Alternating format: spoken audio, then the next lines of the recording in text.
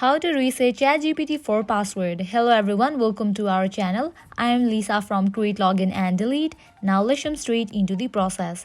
Open any of the browser. Here I'm gonna open Google.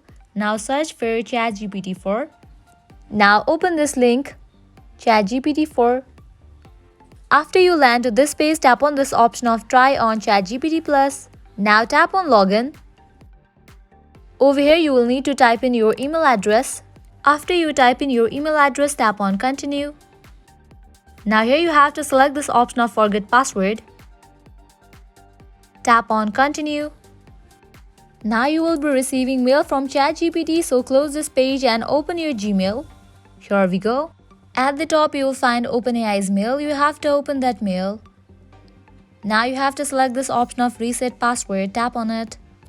Now type in new password for your ChatGPT-4 account. And after you are done, you can tap on this option of Reset Password. Tap on it.